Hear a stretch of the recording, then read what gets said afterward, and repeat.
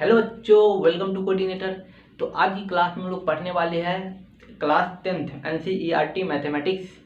तो आज की क्लास में हम लोग बात करेंगे प्रश्नावली 4.1 को हम लोग पूरी तरह सॉल्व करेंगे। तो चलिए हम लोग सॉल्व करते हैं। देखिए, पहला क्वेश्चन कह रहा है कि जांच कीजिए कि क्या निम्नलिखित में से कौन सा द्विघातीय समीकरण है या नहीं। मतलब इसको चेक करना है कि ये द्विघातीय समीकरण है या नहीं। द्विघातीय समीकरण क्या होता है सर? देखिए बाबू, कोई भी समीकरण अगर इस फॉर्म में हो ax² plus bx plus c के रूप में होगा ना, तो बोलेंगे सर ये द्विघातीय समीकरण है। क्या सर? द्विघातीय समीकरण बोलेंगे। द्विघातीय समीकरण क्यों बोलेंगे? क्योंकि इसका जो घात है, अधिकतम घात कितना है सर? अधिकतम घात कितना है सर? 2 है। इसलिए इसको द्विघातीय समीकरण बोलते हैं। कोई भी समीकरण अगर इस रूप में दिखे तो इसको हम क्या बोलेंगे सर? द्विघातीय समीकरण है। तो अभी तो कोई दिख नहीं रहा है सर, तो पहले इसको तोड़ लेते हैं। क्या बाबू आप लोग जानते हैं a प्लस बी का होल स्क्वायर क्या होता है sir? a² plus b² plus 2ab। हाँ सर, तो यहीं पे हम लोग सॉल्व करते हैं। पहला क्वेश्चन क्या है सर? पहला क्वेश्चन है x प्लस 1 का whole square equal to 2 into x minus 3। यही है पहला क्वेश्चन। कुछ नहीं करना है, a प्लस बी का होल स्क्वायर लगे। सर a प्लस बी का होल स्क्वायर क्या होता है? a² मतलब सर x²। a की जगह पर क्या है? x, तो x² प्लस है तो सर प्लस b²। b कितना है सर? 1 है तो 1 का स्क्वायर प्लस 2 इंटू a कितना है सर? x है इंटू b सर। ऑफकोर्स अब इसको क्या मल्टीप्लाई करने आता है सर? इसको हम लोग गुना करेंगे 2 को x के, तो सर 2x होगा सर। ये माइनस हो जाएगा बीच में, क्योंकि प्लस माइनस माइनस होता है। और फिर 2 को 3 से गुना करेंगे तो 6 हो जाएगा। ओके, अब इसको और कीजिए, x² plus 1 plus 2x, right? x² plus 1 plus 2x बराबर 2x minus 6। x² plus 1 plus 2x इधर आएगा तो माइनस 2x, प्लस रहता है इधर आता है तो प्लस 6 हो जाएगा। माइनस है इधर आएगा तो प्लस हो जाएगा बराबर 0। ई से ही गया x² प्लस 1 का 6 7। हाँ सर, ये द्विघातीय समीकरण है क्योंकि अधिकतम पावर इसका कितना है सर? 2 है। जहां आपको अधिकतम पावर कितना है इसका सर? अधिकतम घात इसका सर 2 है। देखिए बाबू, ऐसा कोई जरूरी नहीं कि इसी फॉर्म में रहता है। यहाँ पे क्या है? b का मान क्या है? 0 है। क्या है? x² प्लस 7, मतलब b को जगह पे 0 रख दिया प्लस 6। क्या इस रूप में आ गया ना? क्योंकि यहाँ पे b 0 है, इसी को हम ये लिख सकते हैं। तो देखिए, ये भी हम लिख सकते हैं। अगर कोई भी समीकरण इस फॉर्म में होगा तब पर भी बोलेंगे ये द्विघातीय समीकरण है। क्यों सर? क्योंकि मैक्सिमम पावर 2 होना चाहिए। इसका सबसे अधिक मतलब सबसे इंपॉर्टेंट कंडीशन यही है कि उसका मैक्सिमम मतलब अधिकतम मान 2 होना चाहिए। अधिकतम घात कितना? 2 होना चाहिए। कुछ भी हो, मतलब अधिकतम घात होना चाहिए। क्या ये है? नहीं, क्योंकि अधिकतम घात इसमें 3 है, तो ये द्विघातीय समीकरण नहीं है। द्विघातीय समीकरण के लिए क्या होना चाहिए सर? अधिकतम पावर 2 होना चाहिए। क्या ये सर है? नहीं है, क्योंकि अधिकतम पावर इसमें कितना? अधिकतम घात कितना है सर? 4 है। समझ में आ रहा है ना? तो पहला क्वेश्चन सर डन हो गया। दूसरा क्वेश्चन क्या है बाबू? सिंपल क्वेश्चन है सर दूसरा भी। देखिए दूसरा क्वेश्चन क्या है? ये क्वेश्चन है x² माइनस 2x बराबर माइनस 2 इंटू 3 माइनस है। मल्टीप्लाई करो इसको ऐसे ही लिख देंगे सर, बराबर माइनस 2 मल्टीप्लाई 3 इसके साथ किए, फिर सर इसके साथ करेंगे तो -2 मल्टीप्लाई -x किए ना। मल्टीप्लाई करना मतलब इसका मतलब क्या होता है? गुना, मतलब बेरावारी दोनों के साथ गुना करो। तो x² माइनस 2x बराबर माइनस प्लस माइनस 6, क्योंकि माइनस प्लस क्या होता है? माइनस होता है, माइनस माइनस प्लस होता है, और प्लस माइनस माइनस ही होता है। जब दोनों रहे प्लस तो प्लस होगा, सॉरी दोनों माइनस रहे तब पर भी प्लस, और कोई एक माइनस हो जाता है तो माइनस हो जाता है। दोनों प्लस रहे तब पर भी प्लस। कोई दोनों मतलब दो चीज अगर सेम साथ में रहे तो वो प्लस होता है। या तो माइनस दोनों रहे तब पर भी प्लस होगा, या प्लस रहे तब पर भी प्लस होगा। अगर कोई एक निगेटिव आ जाता है तो बाकी सब कुछ को निगेटिव कर देता है। ऐसे भी समझ सकते हैं कि कोई आपके सर्कल में निगेटिव एक भी आ जाता है तो सबको निगेटिव कर देता है। अगर दोनों निगेटिव रहे तो सही है उसके लिए, दोनों मस्त में लीजिएगा। तो कह रहा है दोनों निगेटिव है तो पॉजिटिव रहेगा, मस्त रहेगा, किसी से मतलब ही नहीं है। दोनों पॉजिटिव है तो पॉजिटिव है ही, और एक निगेटिव आ गया तो दोनों मतलब पॉजिटिव का वैल्यू खत्म हो जाता है। अगर याद रखिएगा दोनों निगेटिव तो पॉजिटिव, दोनों निगेटिव तो पॉजिटिव, राइट। तो minus minus plus 2x x square minus 2x, इधर आएगा तो सर प्लस 6 है, तो इधर आएगा तो ये माइनस 6 है, इधर आएगा तो सर प्लस 6 हो जाएगा, सर प्लस 2 है, इधर आएगा तो माइनस 2x हो जाएगा।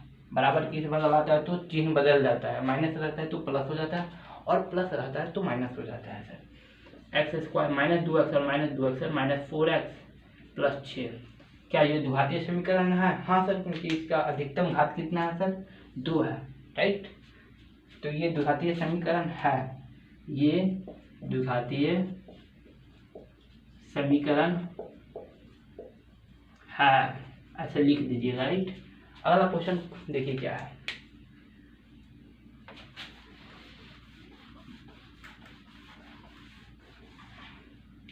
ये भी क्लियर हो गया। तीसरा देखिए, तीसरा कुछ नहीं है, मल्टीप्लीकेशन है, आप लोग पढ़े होंगे, मल्टीप्लीकेशन सर पढ़े हैं।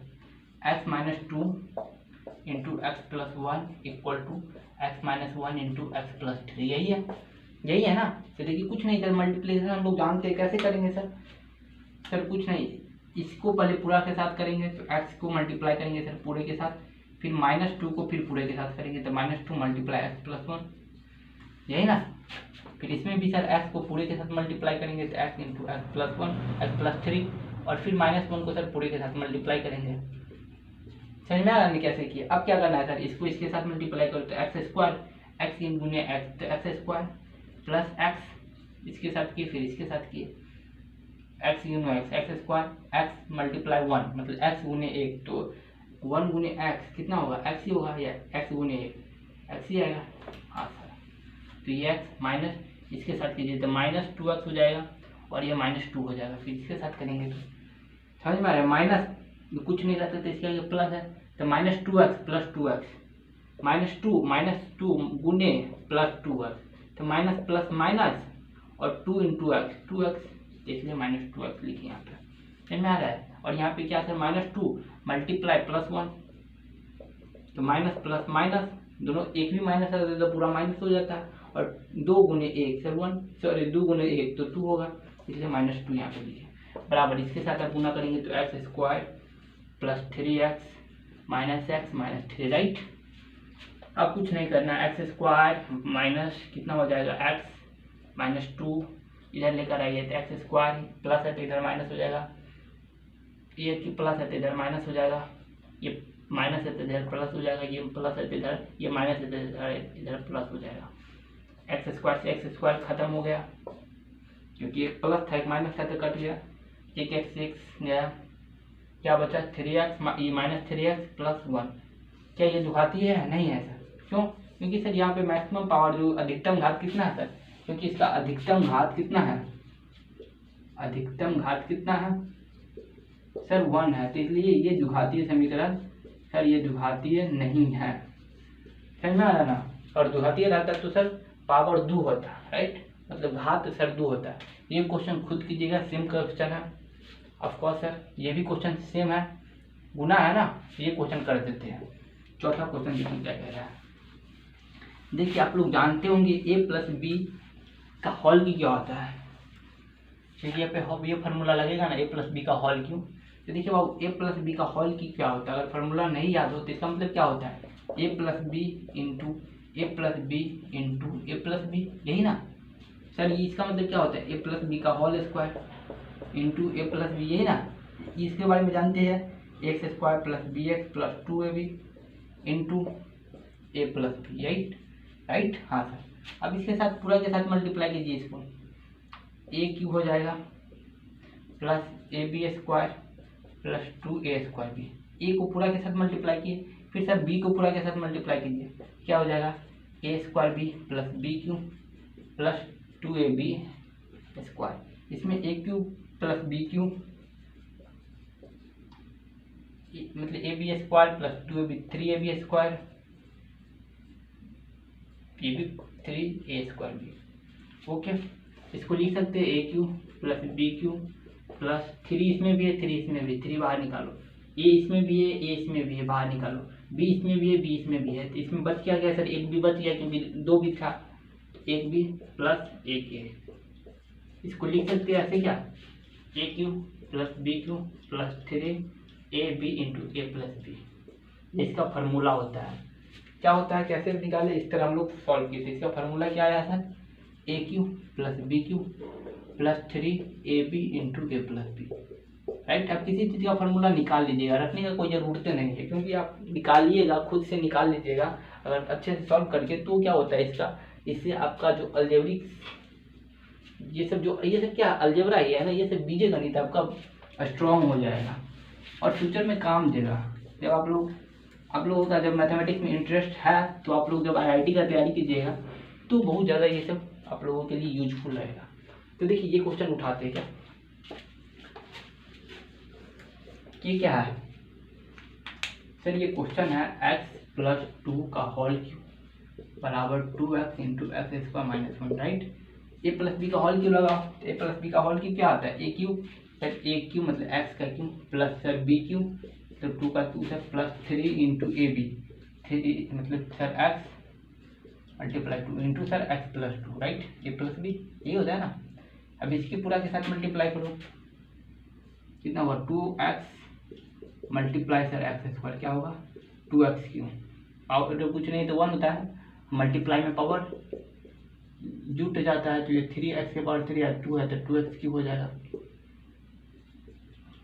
Minus 2x, right.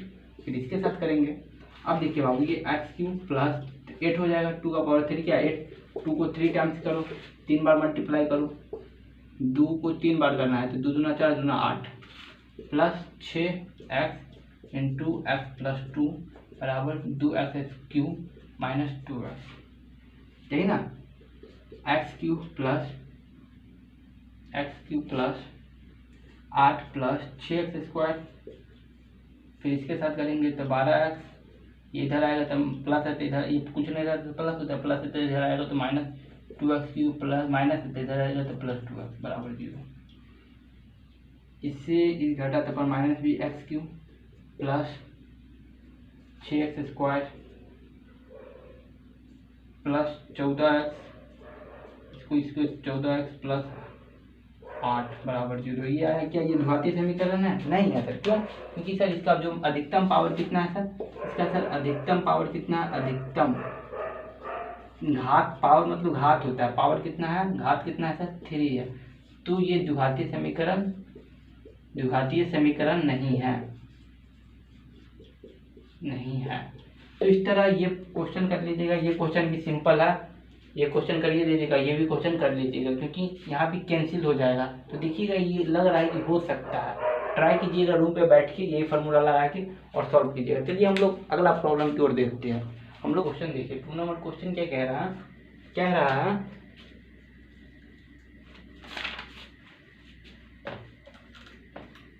2 number question देखिए, 2 नंबर क्वेश्चन कह रहा है कि एक आयताकार भूखंड का क्षेत्रफल 528 मीटर स्क्वायर है।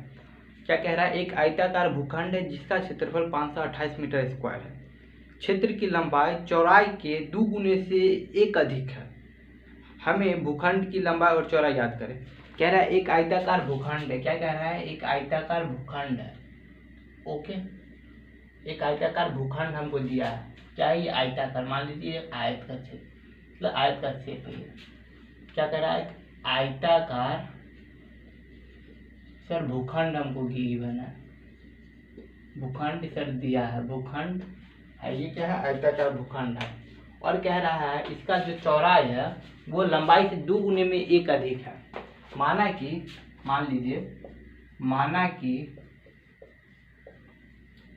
आयताकार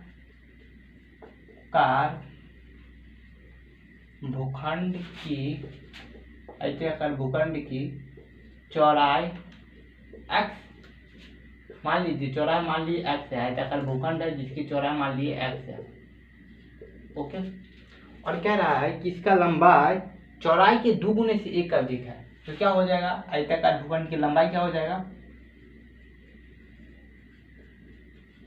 आयताकार भूखंड की लंबाई क्या हो जाएगा, कह रहा है कि चौड़ाई की 2 गुने से 1 अधिक है। मतलब चौड़ाई के मतलब चौड़ाई x था, तो कह रहा है इसका लंबाई चौड़ाई की 2 गुने से 1 अधिक है। अब कंफ्यूज हो जाएंगे सर, क्या लंबाई ने कह रहा है 2 गुने से 1 अधिक है, तो लंबाई में सर 2 से गुना कीजिएगा। देखिए बाबू, ये 5 3, तो देखिए 5 3 से कितना ज्यादा है, 2 ज्यादा है। कौन ज्यादा है, 5 ज्यादा है ना 2।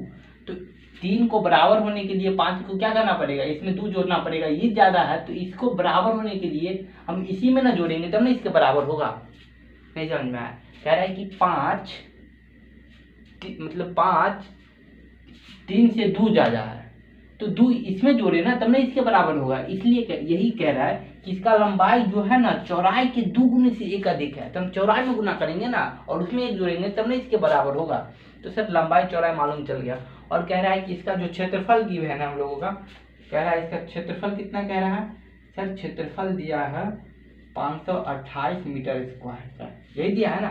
तो देखिए आयत का लंबाई क्या होता है, आयत का क्षेत्रफल क्या होता है सर, आयत का क्षेत्रफल होता है सर आयताकार भूखंड का क्षेत्रफल कितना दिया है 528 मीटर स्क्वायर, और इसका क्षेत्रफल क्या होता है लंबाई गुने चौड़ाई, ये कितना दिया है 528 मीटर स्क्वायर, यही दिया है ना। तो लंबाई कितना है सर, लंबाई ये है 2x + 1, और चौड़ाई कितना है सर x है, ये कितना है 528। अब गुना कीजिए इसको सर, इसके साथ करेंगे तो 2x² + x हो जाएगा, फिर इसके साथ भी करना पड़ेगा और इधर ये आ जाएगा तो 528 बराबर 0। सिर्फ कह रहा है कि द्विघातीय समीकरण के रूप में लिखो, तो द्विघातीय समीकरण के रूप में हम लोग लिख दिए। द्विघातीय समीकरण के रूप में हम लोग लिख दिए। कह रहा है कि एक आयताकार भूखंड है जिसका चौड़ाई लंबाई से 2 गुने, कह रहा है जिसका लंबाई चौड़ाई के 2 गुने में 1 अधिक है, इसका जो लंबाई वो चौड़ाई के 2 गुने में 1 अधिक है, और उसका क्षेत्रफल दिया है। तो ऐसे हम लोग उसका क्षेत्रफल बराबर कर दिए, ये इतना, और इसका क्षेत्रफल का फार्मूला लगाइए, और लंबाई हमको दिया है, चौड़ाई दिया है, इस प्रकार हम लोग मल्टीप्लाई कर लेंगे, राइट। चलिए दूसरा क्वेश्चन क्या कह रहा है, दूसरा क्वेश्चन कह रहा है, ये भी सिंपल क्वेश्चन है। दूसरा क्वेश्चन क्या कह रहा है देखिए, दूसरा क्वेश्चन भी और आसान है। कह रहा है कि 2 क्रमागत घनात्मक पूर्णांकों का योगफल 306 है। कितना कह रहा है, कह रहा है 2 क्रमागत घनात्मक पूर्णांकों की गुणनफल 306 है, तो पूर्णांकों ज्ञात करें। यही सबको द्विघातीय समीकरण के रूप में कह रहा है लिखने के लिए, देख रहे हैं ना। क्रमागत मतलब क्या होता है लगातार, क्रमागत मतलब क्या होता है लगातार, क्रमागत का मतलब क्या होता है सर लगातार, मतलब 1 के बाद 2, 2 के बाद 3, 3 के बाद 4, मतलब 1 ऐसे करके।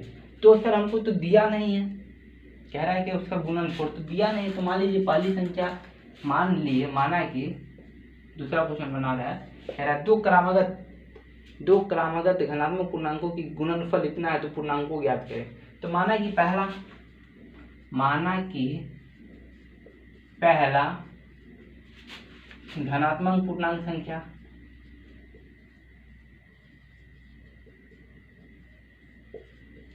क्या हो जाएगा x, दूसरा क्या हो जाएगा, दूसरा धनात्मक पूर्णांक संख्या क्या हो जाएगा सर, कुछ नहीं, 1 जोड़ देंगे इसमें, क्योंकि सर बताया कि 1 रहता है तो 2 होगा, 3 होगा, 1 जुड़ता जाता है। तो सर पहला x है तो दूसरा x + 1 होगा, समझ में आ रहा है ना। और कह रहा है दोनों का गुना, कह रहा है गुणनफल, दोनों का गुणनफल कितना कह रहा है, गुणनफल कितना दिया है सर, गुणनफल दिया है 306। तो गुणनफल मतलब क्या होता है, इसको सर गुना कर दो, x × x + 1 बराबर 306, और इसके आप गुना कर लेंगे सर x², फिर इसके साथ करेंगे प्लस x हो जाएगा बराबर, इधर आएगा तो -306 बराबर 0। तो ये बन गया, समझ में आ रहा है ना। क्रमागत मतलब क्या होता है, क्रमागत मतलब लगातार मतलब 1 के बाद 2, 2 के बाद 3, आप y भी ले सकते हैं, ऐसा कोई जरूरी नहीं है, z भी ले सकते हैं। हम मान लिए, कुछ भी मान लिए, समझ में आ रहा है। गणित में तो हम लोग मानते ही है अक्सर, राइट। अगला देखिए, अगला क्या कह रहा है, तीसरा क्वेश्चन देखिए, तीसरा क्वेश्चन और आसान है। तीसरा क्वेश्चन देखिए क्या कह रहा है बाबू। तीसरा क्वेश्चन कह रहा है कि रोहन की माँ उससे 26 वर्ष बड़ी है, उसकी आयु का गुणनफल अब से 3 वर्ष बाद 360 हो जाएगी, तो हमें रोहन की वर्तमान आयु ज्ञात करनी है। देखिए क्या कह रहा है, रोहन की आयु उससे रोहन की माँ उससे मतलब रोहन की माँ उससे 26 साल बड़ी है। तो मान लिए, माना कि तीसरा क्वेश्चन बना रहा है, माना कि रोहन की आयु x, क्या माने x मान लो, और कह रहा है जिसकी माँ की आयु है रोहन की आयु से कितना वर्ष मतलब 26 साल बड़ा है, तो रोहन की माँ की आयु क्या हो जाएगा, रोहन की आयु से 26 वर्ष बड़ा है तो x इसमें 26 जुट जाएगा, यही हो जाएगा ना। रोहन का आयु माने x है तो उसकी माँ की आयु क्या हो जाएगा, कह रहा है 26 वर्ष बड़ा है तो 26 जोड़ दिए। हाँ सर। अब क्या कह रहा है, कह रहा है कि उनकी आयु का गुणनफल अब से 3 वर्ष बाद, मतलब अब से 3 वर्ष बाद, तो मतलब 3 वर्ष बाद रोहन की आयु क्या हो जाएगा, रोहन की आयु क्या हो जाएगा, बाद का मतलब समझ में आ रहा है। देखिए एक के बाद क्या होता है, दो, तो बाद मतलब सर प्लस है, एक के पहले क्या होता है, या दो के पहले सर इधर आएंगे तो एक मतलब दो के पहले तो माइनस, और किसी में बोलेंगे पहले या पश्चात, मतलब पश्चात इस प्रकार लिख दे बोल दिया जाता है तो उसका मतलब निगेटिव होता है माइनस, और बाद बोले, समझ में आया ना, या बाद बोले या इसका मतलब क्या होता है, बाद मतलब सर एक के बाद दो प्लस, या पूर्व बोले, पूर्व मतलब पहले मतलब निगेटिव, एक ऐसे भी सोच सकते हैं, दो से पहले क्या होता है एक, से हम क्या आ रहा है निगेटिव दिशा में आ रहा है, और बोला कि एक के बाद क्या होता है तो दो, तो पॉजिटिव, तो कह रहा है 3 वर्ष बाद मतलब सर पॉजिटिव, ऐसे सोच सकते हैं एक के बाद सर दो मतलब सर पॉजिटिव जैसा हम लोग आगे बढ़ रहे हैं, मतलब प्लस की ओर जाते हैं, राइट। 3 वर्ष बाद रोहन की आयु क्या हो जाएगा, इसी जो ये था इसमें 3 और जोड़ देंगे, और 3 वर्ष बाद, इसमें ये वर्ष लगा दीजिए, 3 वर्ष बाद रोहन की माँ की आयु क्या हो जाएगा,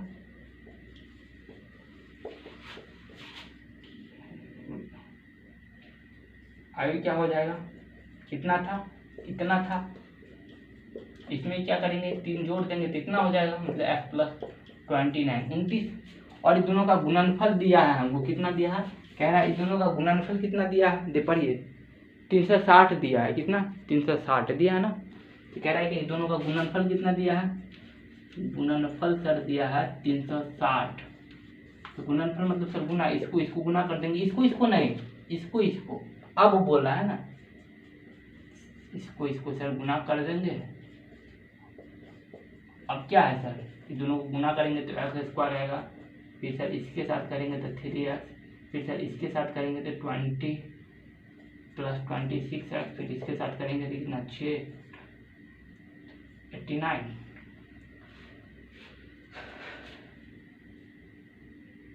89, माइनस 68 मतलब 360 बराबर 0। आप इसको तोड़ लीजिए, ये इसका आंसर आ जाएगा। समझ में आ रहा है ना, कह रहा है कि रोहन की आयु मतलब रोहन की माँ की आयु रोहन की आयु से पहले कह रहा है कि 26 साल बड़ा है, फिर बाद में कह रहा है कि 3 साल बाद रोहन की आयु और उसकी माँ की आयु का गुणनफल इतना हो जाता है, तो पहले मतलब 26 वर्ष बड़ा ही कर दिए, फिर 3 साल बाद कह रहा है, तो बाद में सर 3 साल बाद रोहन की आयु ये हो जाएगा और उसकी माँ की आयु ये हो जाएगा, और इस दोनों का गुणनफल इतना कह रहा है, तो सर कर देंगे। क्या आसान क्वेश्चन था। अगला देखिए चौथा नंबर क्वेश्चन क्या कह रहा है, ये भी और हलवा क्वेश्चन है, एकदम जो होता है ना मजे आ जाता है, एकदम सिंपल क्वेश्चन है।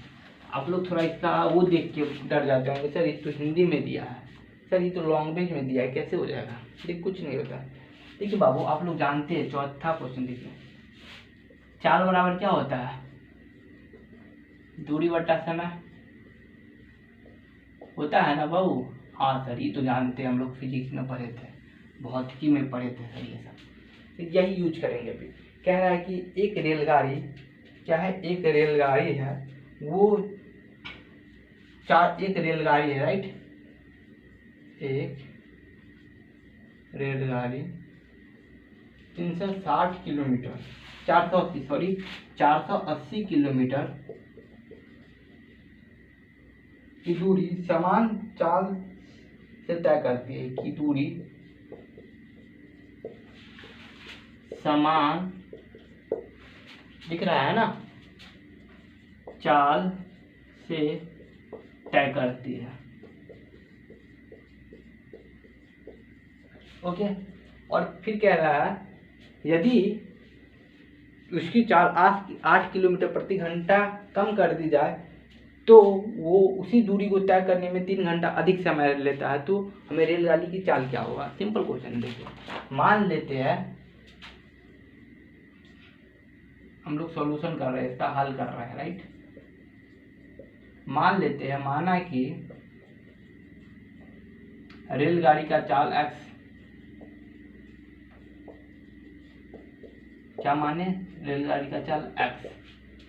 ओके, हम लोग क्या होता है सर, चाल और समय मान लेते हैं, समय कितना लगा, मान लेते हैं समय कुछ होगा। यहाँ से क्या करेंगे, ओ यार लाइट कट गया। दूरी हमको दिया है कितना, दूरी कितना दिया है सर, दूरी हमको दिया है 480 किलोमीटर सर, दूरी हमको दिया है सर। समय निकाल लेते, यहाँ से क्या करेंगे, समय बराबर क्या हो जाएगा सर, समय बराबर क्या हो जाएगा सर, दूरी बट्टा चाल हो जाएगा ना।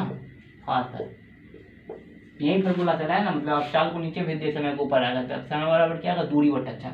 तो अब यहाँ पे यूज कीजिए, आपको क्या, और समय मान लेते हैं, समय मान लेते हैं हम, समय को t मान लेते हैं, तब t बराबर क्या हो जाएगा सर, दूरी कितना है सर, 480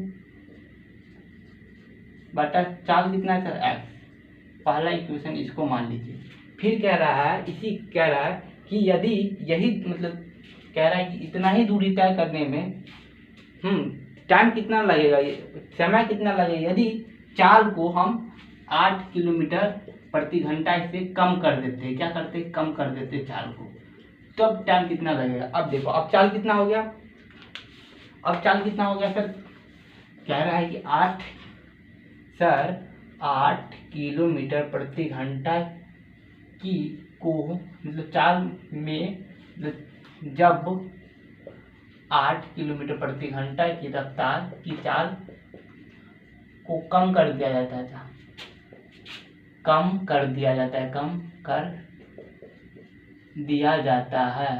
तब क्या हो जाएगा, तो पहले सर x था, अब कितना हो जाएगा, x माइनस 8 हो जाएगा, यही होगा ना। और दूरी तो अभी भी सेम है, दूरी अभी भी कितना है दूरी 480 है ना, 480 दूरी है ना। हाँ, और टाइम कितना कम लगता है, टाइम कह रहा है सर, पहले टाइम t था, अब कितना टाइम हो जाएगा, t माइनस 3, यही ना, यही टाइम हो जाएगा ना। अब फिर ये फॉर्मूला लगाइए, ये टाइम बराबर क्या हो जाएगा, टाइम का t माइनस 3 हो जाएगा, बराबर क्या, अब टाइम t नहीं रहा, अब टाइम कितना होगा, t माइनस 3 का 3 घंटा कम जाता है, तो t माइनस 3 बट्टा दूरी कितना है सर, 480 बट्टा ये x माइनस 8, राइट। t बराबर क्या हो जाएगा सर, 480 बट्टा x माइनस 8, ये इधर आएगा तो प्लस 1। अब इक्वेशन इसको 2 मानिए, पहला इक्वेशन 1 था, अब t को ये यहाँ पे पुट कीजिए, मतलब 1 एंड और 2 से, तो 1 कितना है सर, t बराबर कितना है 480 बाई x, और अब हम लोगों को मालूम है कि t की जगह पे ये रखेंगे, क्या 480 बाई x रखेंगे, t की जगह पे, इक्वेशन 2 ये है, t की जगह पे हम लोग ये रखे, राइट, तो ये लगे। अब बच क्या गया sir, 480 by x minus 8 plus 3, यही ना। अब क्या करेंगे सर, क्या करेंगे, 480 बाई x, ये बराबर को इधर ले आएंगे तो माइनस हो जाएगा, 480 बाई x माइनस 8 बराबर 3। अब इसको सॉल्यूशन कीजिए, आप लोग सॉल्व कीजिए, सिंपल क्वेश्चन था। देखिए बाबू लाइट कट गया था, समझे, तो इसलिए हमको ऐसा करना पड़ेगा, सॉरी इसके लिए। अभी दिख रहा है ना आपको, बस दिखना ही चाहिए और समझ में आना चाहिए। तो हम लोग मिलते हैं कल की वीडियो में और कल की क्लास में मिलते हैं। Okay, bye bye.